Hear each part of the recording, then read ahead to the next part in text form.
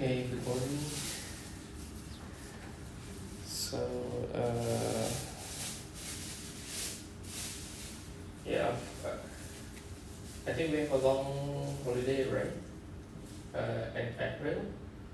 I think from 1st April to 5th, right? Until Wednesday. April, the first week April, right? Okay.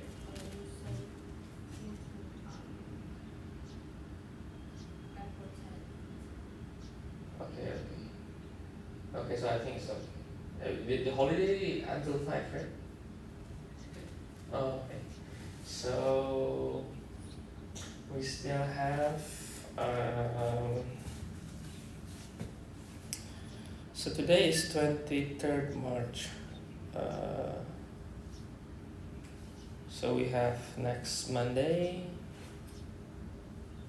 and I think Monday should be finished the nonlinear, and we come into the chain growth, and then we can finish the chain growth. Let me check my calendar.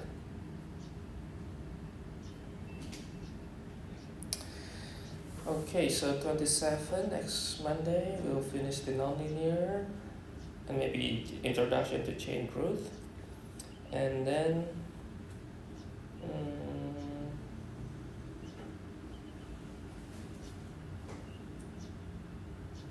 and I think we can finish the chain growth by well, I think the worst case is maybe just the exam, maybe Saturday, maybe, if we need more time to discuss. But I believe if we can finish the discussion on 6 Thursday, April, we finish on 6, and 10 we will have a midterm. But if not, then maybe 17. I'm not sure. I'm not sure yet about the chain growth, how many slides. I already made the slides, but I think I need to expand the slides. So the worst case is maybe 17th of April, that will be the midterm. And I think next week, Thursday, still we are going to have another discussion. We'll prepare some materials. So the reason for the discussion is, I think that part of our lecture will be, maybe I will elaborate more maybe in the exam. So you need to remember well your discussion. Okay, I think we can start the nonlinear step polymerization. I think I have started a little bit, like just an introduction, right? So it's a monomer with a functionality greater than 2, usually that makes the nonlinear step polymerization, and the consequences are it will have a branch structure, and because it has a branch structure, then the molar mass will increase, right? If we compare with the regular linear step polymerization. And because of this improvement, there will be another consequences as well, as we discuss in the next few slides. Okay. And then the further branching, we are going to have a complex network, complex network structures. And we call the point that the first network molecule is formed, we call that as a gel point. Okay? And the term for the process is the gelation. Okay? So it's sort of like if you heard the term cross-link before, it's the gelation. Okay? It's forming the network.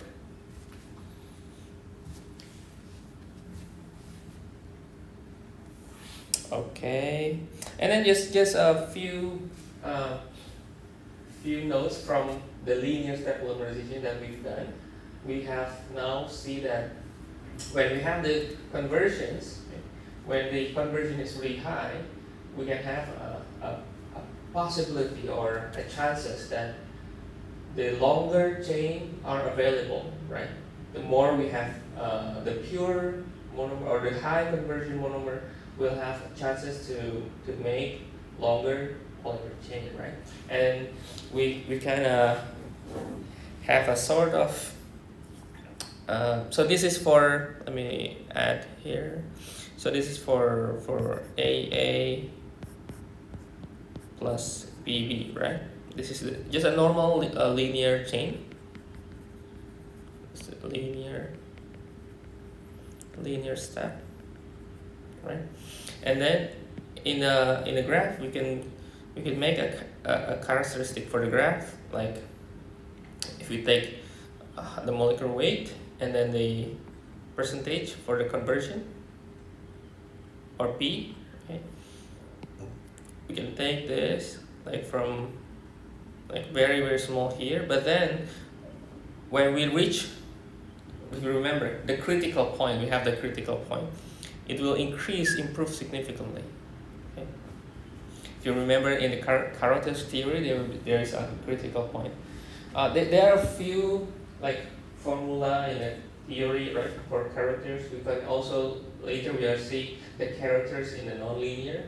But what I would like to emphasize is, I don't think we are going to have a lot of like calculation in the formula in our course, but I will ask like maybe the explanations or the understanding behind those formulas. So that will be I think the most important part in our course, because if I think for more advanced calculations, I think that will be in a more advanced courses in polymers. Okay? Because our course is just to get into the polymer introductions or introduction to polymer systems, right? Okay, and then in the linear step, what you need to remember here as well is that we need to have this AB monomer, and then it should be stoichiometric balance, right? It should have stoichiometric balance. And then we see that stoichiometric balance will affect the ratio, right? The ratio between how many molecules in A and how many molecules in B, right? So this is one of the things. The second one is the high conversion, as we see from the percentage. Okay. So this is P, okay. And P also affected in the formula as well. Okay. Okay, just a little bit review, because we are going to see later on how we are going to develop our own nonlinear characters or the dilation theory. Okay. Now from this part, okay,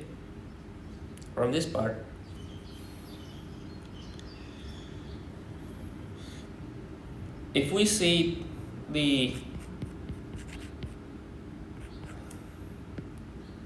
let's say we have this kind of monomers. So we have 2 functional group A and 4 functional group B. And let's say they are reacting each other. They will be forming bonds for each other. We are going to see that perhaps this is one of the structure that it might follow. So you will connect it all together. So the blue one is B, the black one is the A. Okay. Perhaps that's the structure. And if we look on more in the macro scale, maybe this will be the structure and they will be like that. So it's kind of forming like a network, right?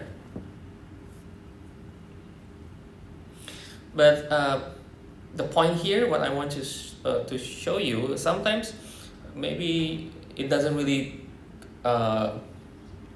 interpret how long the space is. This actually the connection here, the interconnection,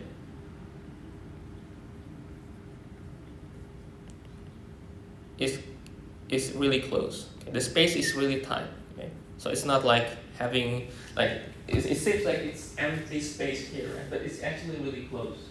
Really close. This is just illustrations. So we kind of observing that in a nonlinear reaction,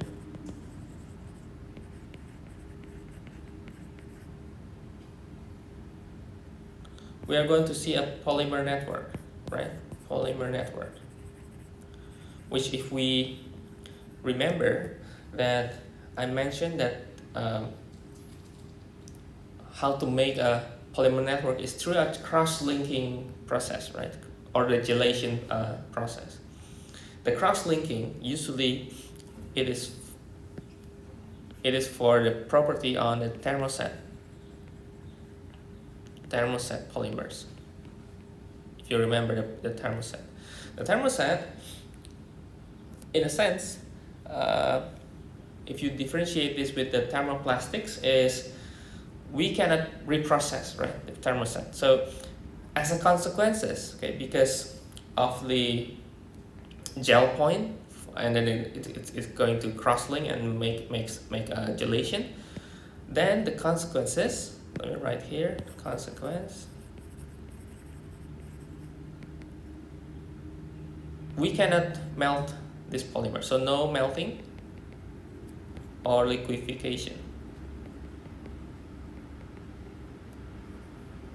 So in other words, we cannot reprocess.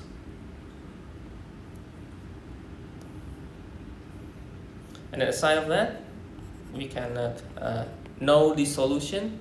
Okay, so the polymer is as it is. Okay, if we try to like solve it, maybe it will break down. Okay, so it will not like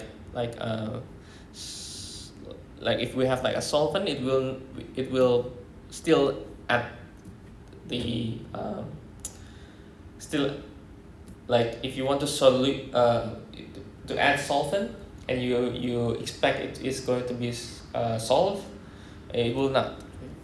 But maybe it will break, but still it will not solve. And then because of the, you see that if we have just a linear chain, we can have a flexibility, right? We can move around, we can have a stretch, right? But if we have a network like this, it's difficult, right, to move. So there will be no chain mobility, or maybe the mobility is limited.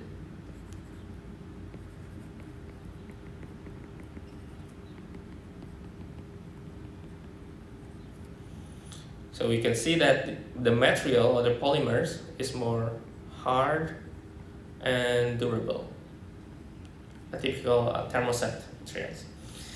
And since no dissolutions, then for certain parts it will be, we can say, chemical resistant. It's quite chemical resistant because it can resist some solutions.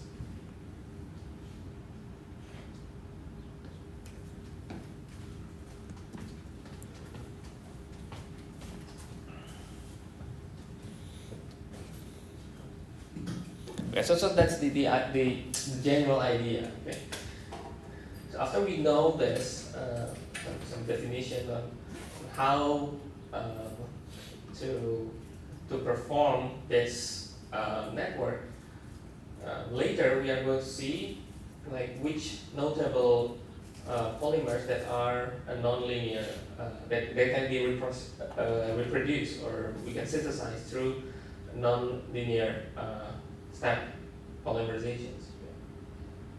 So this is, you can see that it's a thermoset. We have some consequences. Okay, so we cannot melt, we cannot reprocess. It will not solve, or there will be no solution. And it's quite chemical resistant. and the mobility is limited, and that's why the polymer is quite hard and durable.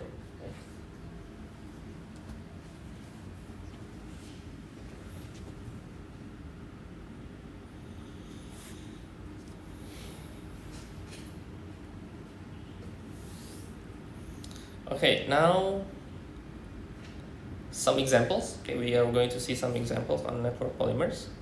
The first one is the silicon rubbers, or we could say the polysiloxane. Actually, we can make it like a chain, a linear chain, but we can also make it in a network, the network system. So it's kind of hydrophobic.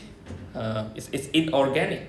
Okay, it's inorganic, and it has a duetting characteristic, which means it's related to its hydrophobic property. So, you know, wet. You say wet when you put something in water. It's wet, right? The wetting means you remove the water.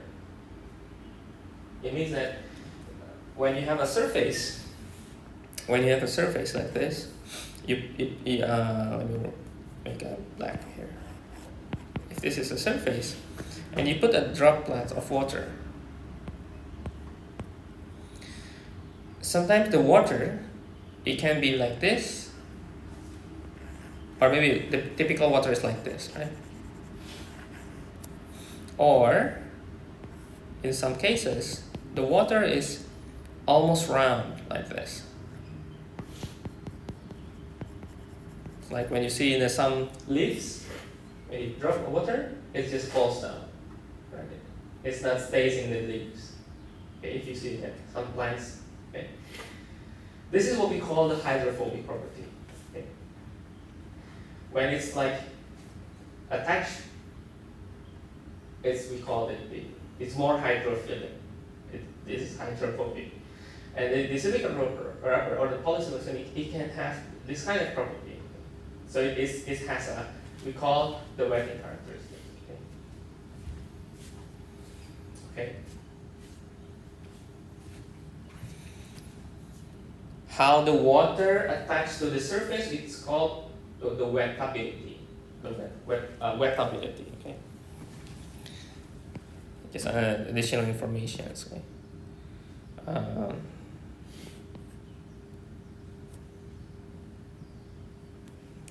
How droplet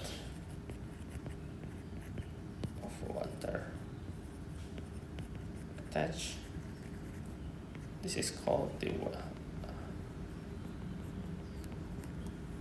if the wettability is high, then it's going to make this kind of characteristics. And how to differentiate these two is we are going to take an approach in geometry. We have an angle. We call the contact angle. Okay, this will relate to what we call the contact angle.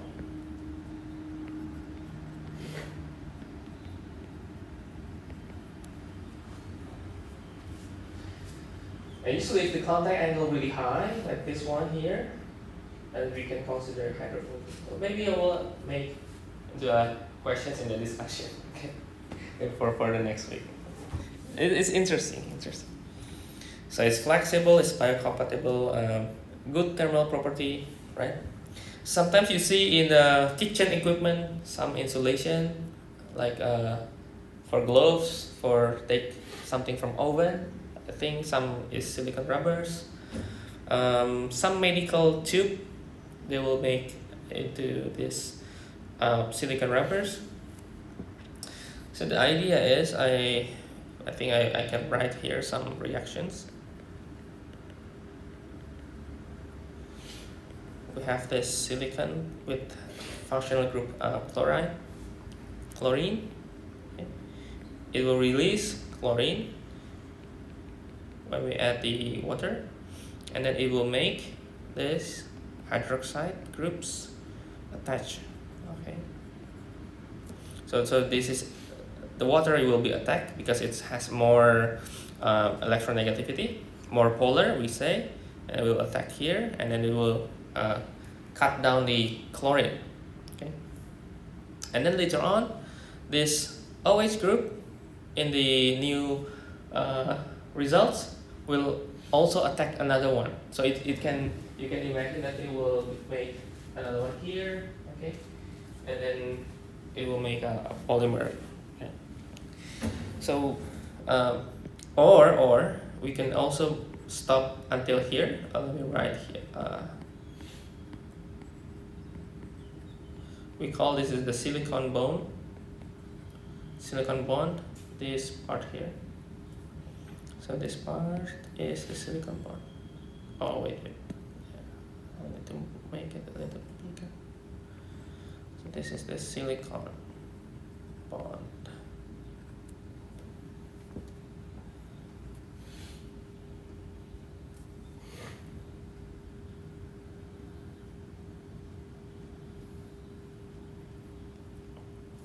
This is purely, if you see how the results for the polymer, we add all the monomers, we see that it has a silicon all over the backbone, the main polymer chain, right? It has a silicon. So we say that we call that this is entirely inorganic backbone or polymer chain. So here we say this is inorganic backbone.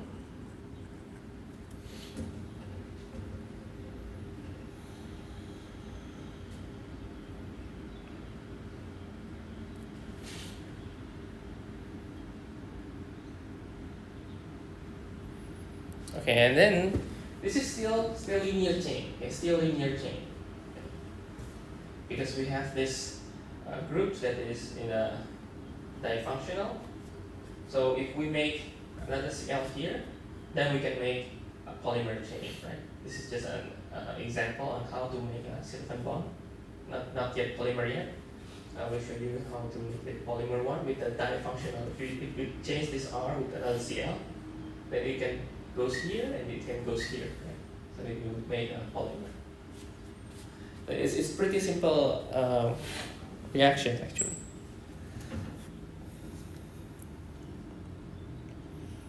Okay, and then let me explain a little bit. So if we have R, Si, R, this is one functional group, and then we have Cl, we have two functional group, and then we have three, let's say, three functional group, and then we have four. So this is one functional group, two functional group, three functional group, four functional group. For one functional group, this will be really short, right? It's short, and then terminate after some time. This two functional group, this will create linear chain, right? And we can take this as a maybe not. Sorry. Okay, still there.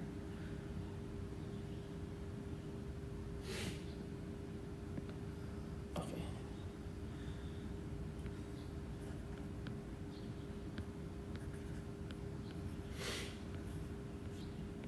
Okay, that's the polymer. And then this three functional group, and four, we can make a network formation. That is, we say, stiffer and durable. And we can see that it will form like a glass, like in a silica, like a silicon oxide. Well, from here we can see we can control how the polymer's structure. Okay, if we want it like a short chain, just like a 10 minutes shortly, then it just is one functional group. Or if we want to make a really long chain, we can make it with the difunctional. And if we want a network formation, we can make it with 3 or 4 functional groups. And of course, it depends on your purpose. Okay? What is your goal? What kind of polymers you want to make? So we can adjust the process, and we can control the property. Okay.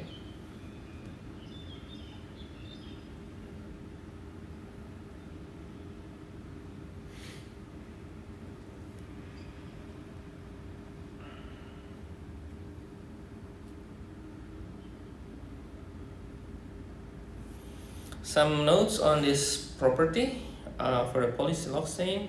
I think we write property. So this is we call purely inorganic main polymers, and it is very flexible. So why it's very flexible? Because of this, the oxygen and silicon. This bond is easy to rotate, so you can easily rotate the silicon and oxygen. And because if you make it a polymer, this bond is in the backbone, so that's why it's very, very flexible. Okay.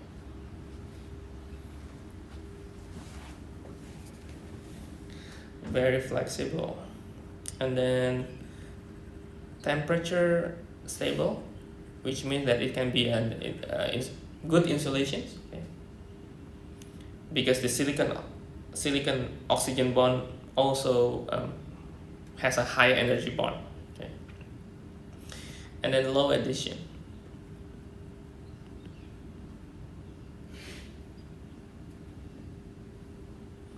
Which means it's, we can say it's more hydrophobic. Okay.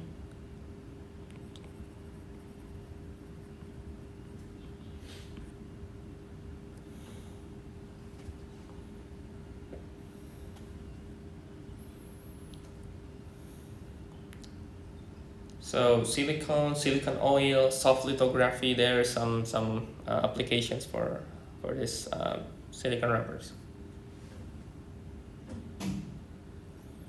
Let me add this, and this bond is ease of rotation in this bond, so that's why it's very flexible. And then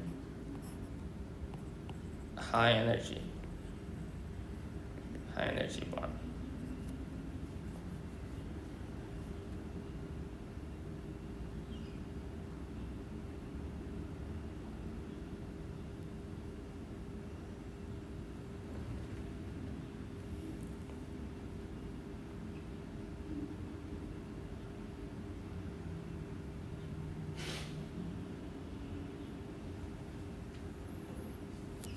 That's the silicon rubbers.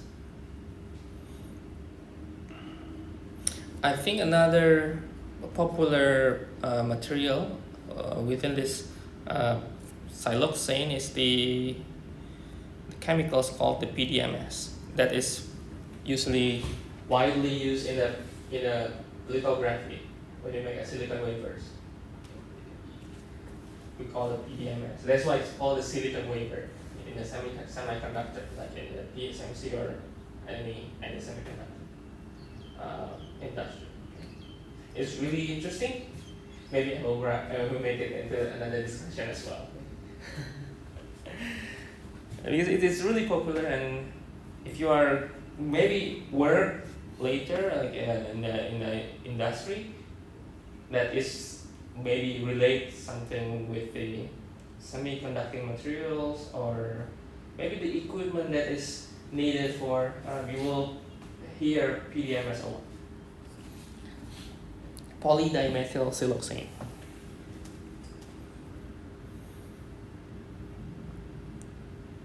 And right here it's for soft lithography.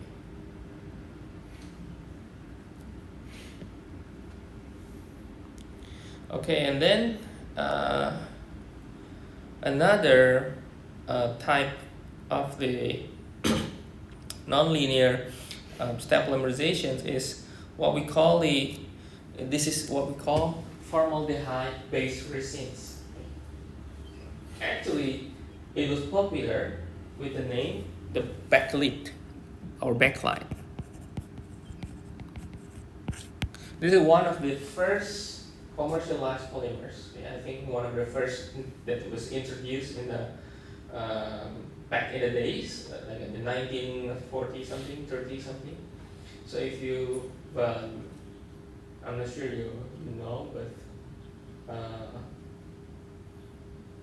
when I was still a kid, I used to see like old stuff, like really old radio or telephone that is practically made up from bakelite. It's like usually like it has a brown color. I'm not sure you know that, but the radio is like this.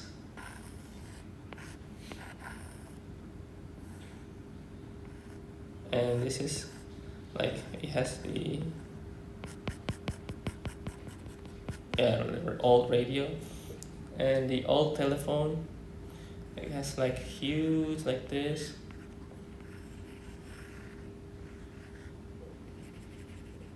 It has the number here. 1, 2, 3, like that. And it's made up from the bakelite. So basically, let me write here. This is one of the earliest commercialized polymers. Okay.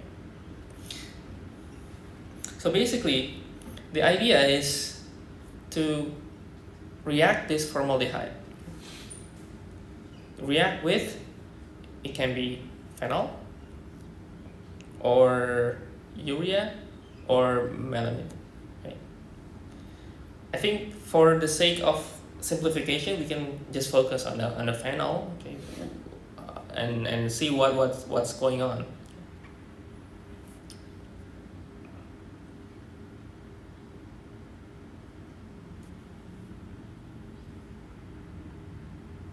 Okay, let's see the reactions.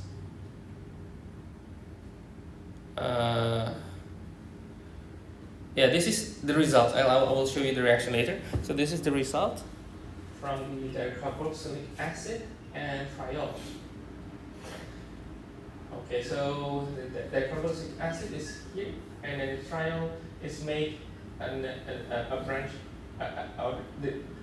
here, and then another dicarboxylic acid is making this or forming the gel here, while the other dicarboxylic acid is going to be polymerized here. So it's polymerized on some points. This is the gel point, okay, the gel point, and this is the acid, the acid, the acid, the acid, the acid. Okay.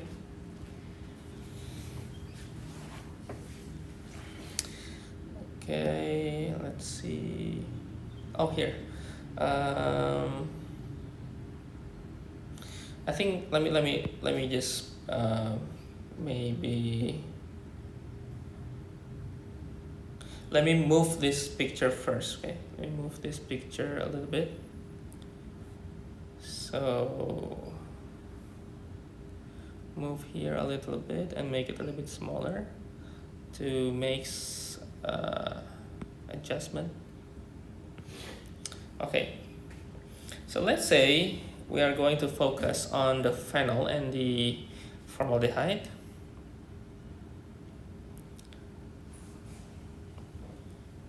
So although this is an acid, it will be the same formulations. Okay, so let's say the phenol plus formaldehyde.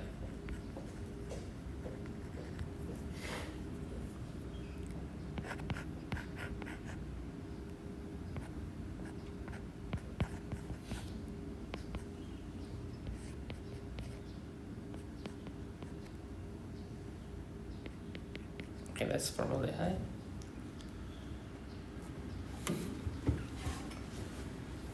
And this carbon here is reactive, right? Reactive to nucleophile, right?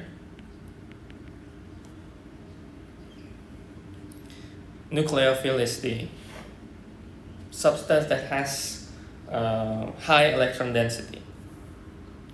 And then we see that we have a pair electron in the oxygen, in the hydroxide here. So again, this will transfer the electron, attacking here, and then the benzene will react, right? So it goes here, and then all the other rings, I mean the double bonds on the rings, they are going to switch, right? They're going to switch like that. Eventually, let me write process by process here. Just slowly release H2O from this oxygen. So it's going to add HCl.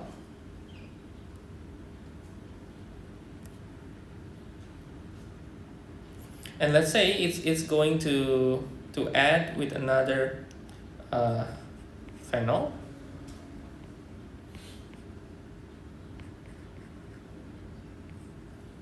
And this will recreates this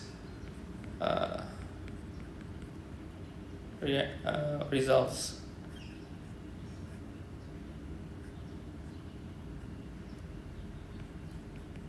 Okay. So here what I want to emphasize is this electron. They can shift around.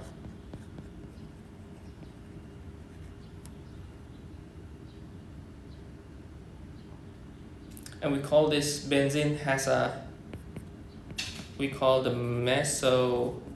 mesomeric structure. So it depends on in which positions that the electron will goes around, or how it will stay. Okay.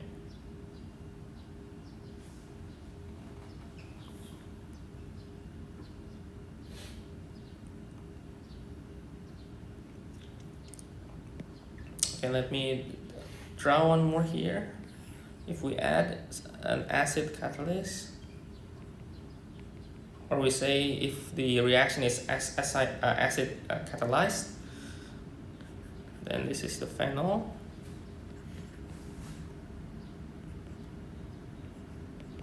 So formaldehyde. So it will be, let's say, because it has the ions here because of the acid. So we have an acid catalyzed here that makes this phenol in the terms of ions more negative. So that's why it will goes to attack with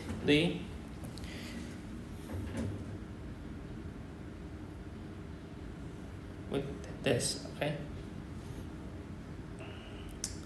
And then it will create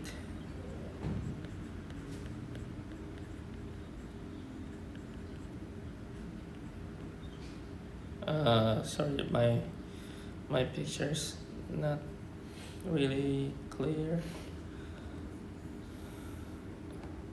And then in the transitions, we're going to see that this OH, which has also electrons and nucleophile as well, is also attracted this hydrogen here to form water, right, later.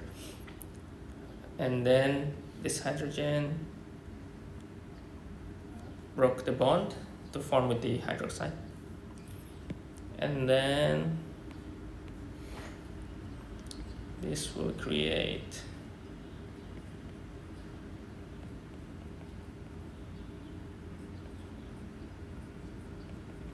then this will create the H2O, it's broken here, okay, to make a stabilize in a way, okay? And then from this part we see that it goes to have this structure, okay? So the molecule of water release, and we have this benzene ring, the phenol and the CH2, they are going into the same group. And then from this we react with another phenol,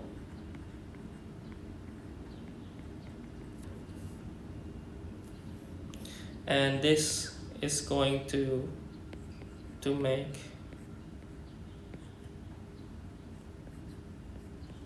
another group. Okay, this is more complete process rather than this part here.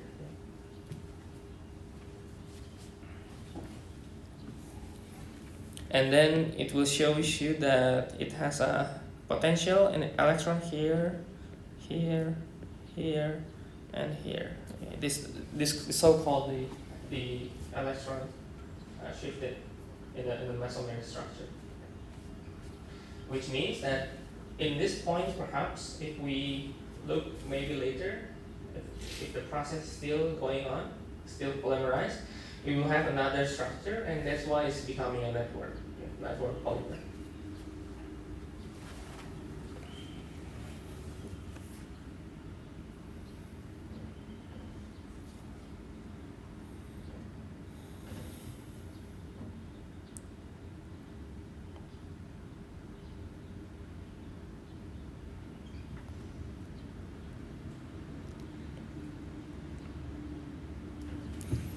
Okay, the same or similar method, if you see this structure here, that before we wrote this phenol and formaldehyde, we call this is the diacid and the triol.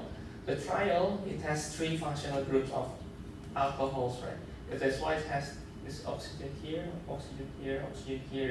It's going to make, so the triol, the alcohols will create a point, the gel point, right, that is connecting the acid in all the three branches. Okay. And then another three here, okay, and have later another three branches as well, and it's also make a network.